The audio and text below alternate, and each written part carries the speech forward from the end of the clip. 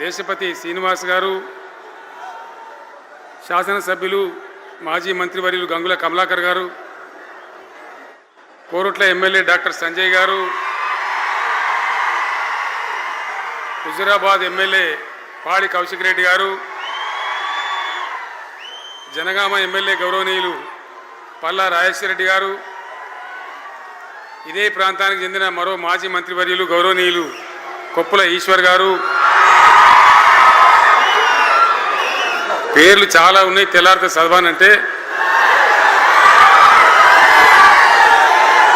వేదికను అలంకరించిన మాజీ ప్రజాప్రతినిధులు, మాజీ జడ్పీ చైర్మన్లు, స్థానిక సంస్థల ప్రజాప్రతినిధులు, అందరికీ నా నమస్కారం.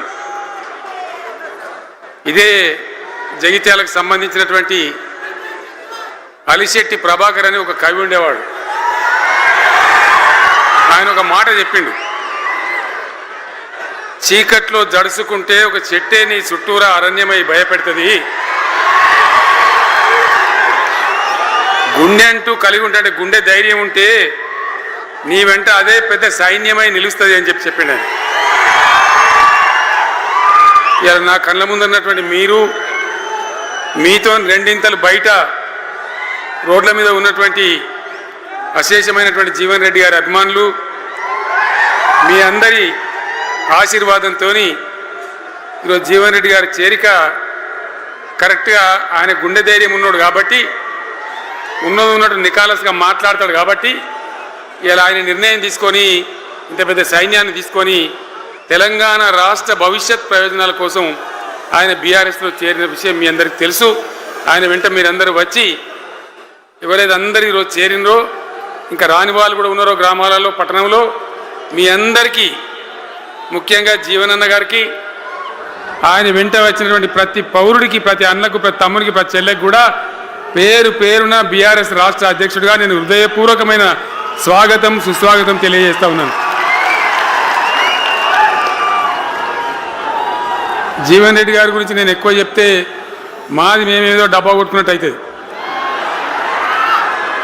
ఎందుకంటే ఆయన గురించి మీ లోపల తెలియని వాళ్ళు ఎవరు లేరు ఇక్కడ. 40-45 సంవత్సరాల నుంచి మేము స్నేహితులం, చాలా దగ్గర మిత్రులం. వారు చెప్పిన వారి ఉపన్యాసంలో భిన్న రాజకీయ సిద్ధాంతాల వల్ల విడివిడిగా పనిచేసినాం, కానీ మా స్నేహితంలో ఎప్పుడు లోపం లేదు. చాలా చాలా బాధలు, మంచి చెడ్డ సుఖాలన్నీ కలిసి పంచుకునే వాళ్ళం, అభిప్రాయాలు కూడా కలిసి పంచుకునే వాళ్ళం. బాబు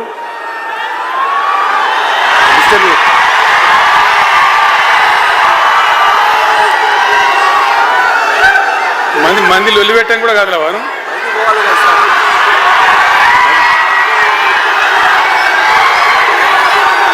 చాలా కలిసి పనిచేసినాం. ఆయనకుండే నిబద్ధత, ధైర్యంగా ప్రజా జీవితంలో పనిచేసిన పద్ధతి ఎంతమందికో చాలామందికి ఆదర్శంగా నిలిచినటువంటి వ్యక్తి. జగిత్యాల్లో ఆయన పుట్టి పెరిగి రాజకీయంగా చాలా పెద్దవాడు అయినాడు మీ అందరి దీవెనతో. కానీ ఒక జగిత్యాల్లోనే కాదు, ఆయనకు పాత కరీంనగర్ జిల్లా వ్యాప్తంగా అట్లనే పొరుగున ఉన్నటువంటి అనేక జిల్లాలలో చాలామంది జీవన్ రెడ్డి గారి అభిమానులు ఉన్నారు.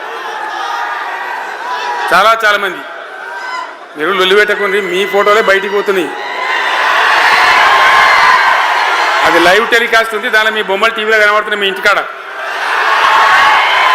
లొల్లి పెట్టకుండా సెట్ అయిందా?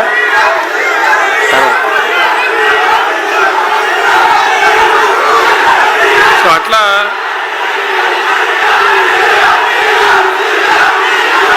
ప్లీజ్ ప్లీజ్ ప్లీజ్ చాలా విషయాలలో ఆయన ఎంతో మందికి ఆదర్శంగా నిలిచినాడు, పనిచేసినాడు. ఈ ప్రాంతం గురించి తన ప్రాణం పెట్టి పనిచేసినాడు. ఆయన మంత్రిగా ఉన్నా, ఇంకో హోదాలో ఉన్నా, ఎమ్మెల్యేగా ఉన్నా, ప్రతిపక్షంలో ఉన్నా తన ఏరియా అభివృద్ధిని ఏనాడు కూడా ఆయన విస్మరించలేదు. లేకపోతే అన్ని పర్యాయాలు మీరు ఎందుకు గెలిపించారు, ఎందుకంత గుండెల్లో పెట్టుకున్నారు? నేను ముఖ్యమంత్రి అయినా, వారు ప్రజాప్రతినిధిగా కరీంనగర్లో జరిగినటువంటి సభకు వచ్చింది. అందరు మాట్లాడిన చాలామంది